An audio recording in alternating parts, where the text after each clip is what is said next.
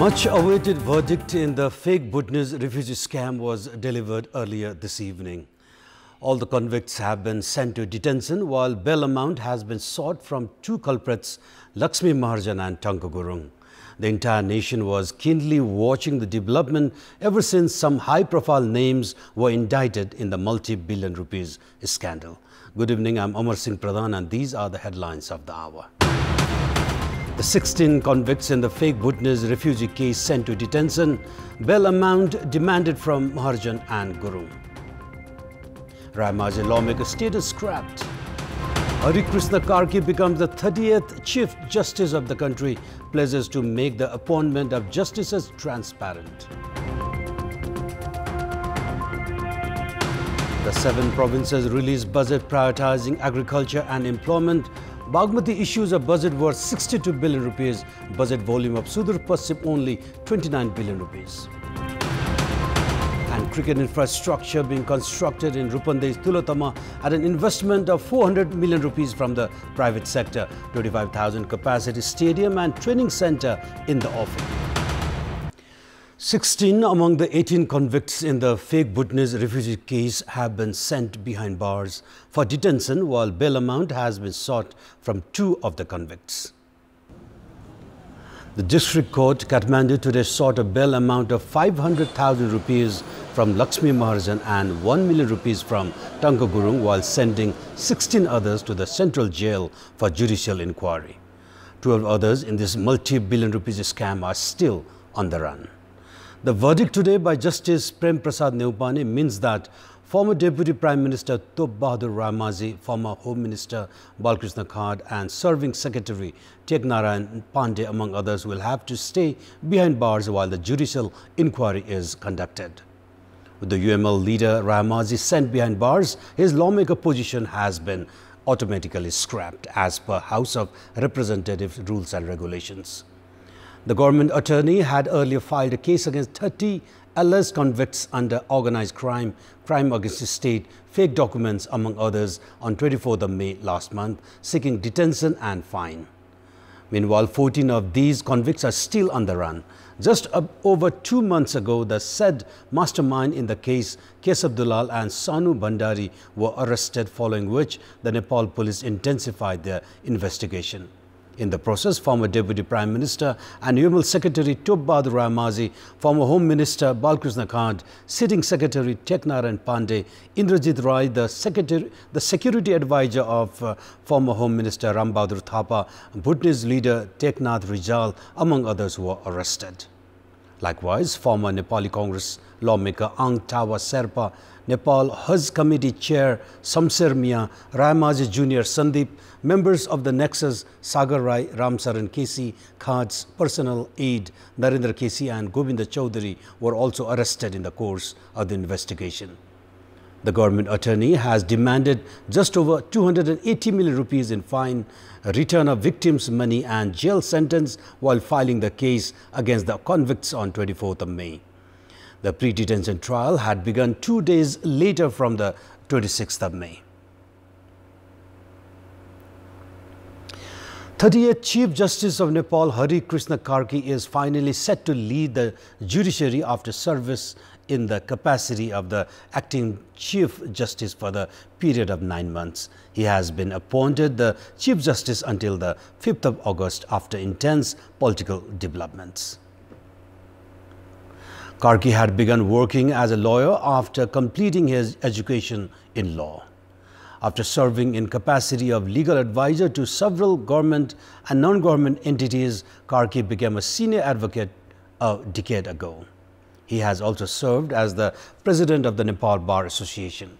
Before completing his term as the bar president, Karki was appointed the Attorney General on the 15th of October 2015 by CPNUML chairperson KP Sharma Oli when he had become the Prime Minister for the first time.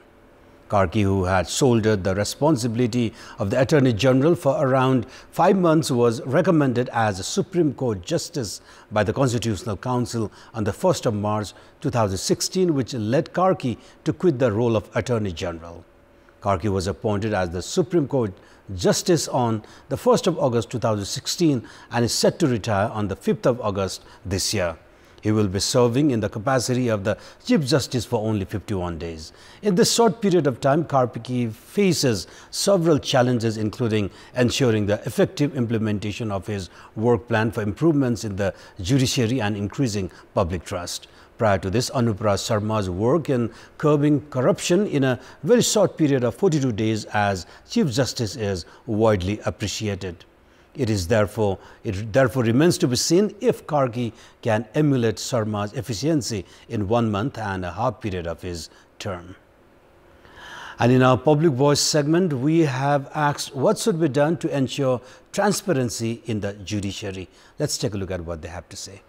Public voice. जिल्ला अदालत, पुनरावेदन अदालत, उच्च अदालत र सर्वोच्च अदालतमा न्यायाधीशहरुको संख्या वृद्धि हुनु पर्यो। न्यायिक प्रशासन समितिले चाहिँ उसलाई छिटो बनाउनको निम्ति चाहिँ त्यो प्रक्रिया अगाडि बढाउनु जरुरी छ। न्यायिक निकायहरु आफैमा सबल हुनु पर्यो। राजनीतिक संयन्त्रबाट निर्णय लिने प्रथाको खारेज गरिनु पर्दछ। सामान्य व्यक्तिहरुलाई कानुनको विषय थाहा हुँदैन। यो छिटो छरितो सर्टकटमा हुनुपर्छ। छिटो छरितो रूपमा निष्पक्ष रूपमा काम गर्दियो भने अति नै उत्तम हुनेछ। कार्यान्वयन भएको छ कि छैन त्यसको अभिलेख राख्नुपर्छ। कानुनै संशोधन गर्नुपर्छ। राजनीतिक आधारमा न्यायालयमा चाहिँ भागबन्टा हुनु भएन। समयमा काम हुनु पर्यो। कानुनमा पनि संशोधन गर्नुपर्ने देखिन्छ। कानुनी ढाँचाहरुमा भएका कमी कमजोरीहरुलाई सुधार गर्नुपर्छ। फैसला गर्नेको टाइम अलि लामो छ।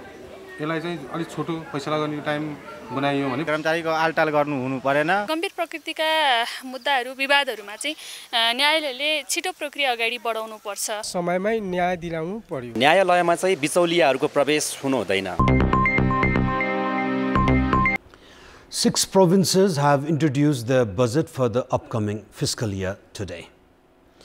Bagmati, Gandaki, Lumbini, Karnali, Sudur Paschim and Madhya province have presented the details of expected revenue and expenditure for the upcoming fiscal year at their respective provincial assemblies earlier today. Bagmati has introduced the largest budget among the provinces of 62.70 billion rupees.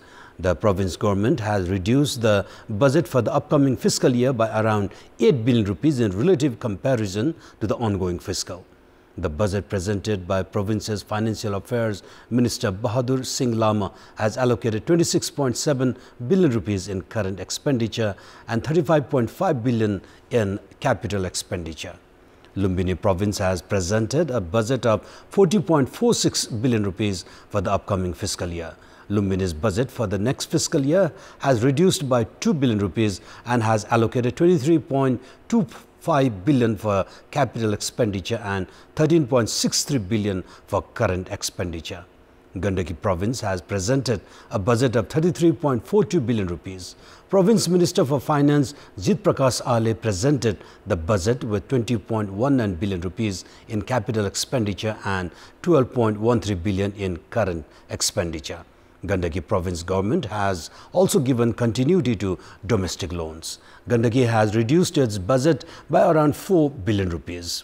Elsewhere, Karnali province has presented a budget of 33.37 billion rupees. The budget presented by Internal Affairs and Planning Minister Bedraj Singh has allocated 9.2 billion rupees for current expenditure and 19.97 billion for capital expenditure. Karnali's budget for the ongoing fiscal year was 32.74 billion rupees. Likewise, Sudur Paschim province has presented a budget of 29.26 billion rupees. Of the total budget, 9.59 billion has been allocated for current expenditure and 17 billion rupees has been allocated for capital expenditure. Province Finance Minister Naresh Kumar Sai presented the budget, which includes an ambitious project of operating a monorail in Ataria, Godavari region of Dhangadi. Prioritizing agriculture, Madhya province has also presented its budget. A total of 200 million rupees has been allocated to increase market access to the agricultural produces of farmers. The government has also guaranteed payment for sugarcane farmers within 15 days of sales of their produces. The budget also includes the plan of one electric stove for each for the families of deprived and marginalized communities. And now time for our segment Public Pulse, where you text us with their opinion. Public Pulse. And let's take a look at a response to yesterday's question. And yesterday we were asked to what should be done to curb the increasing illegal digital transactions. 33% voted for option A, introduces strong laws. 29% voted for option B, increased digital awareness, and 38% voted for option C, cyber security. And here is our today's question. And the question is, what could be the reason for the snail-paced distribution process of driving license? Your options are option A, hassles with printing, option B, not effective, and option C, policy level lapses. The voting is on. Type in AWS, select your option A, B or C and send it to 34001 to share your opinion with us. And time for international update.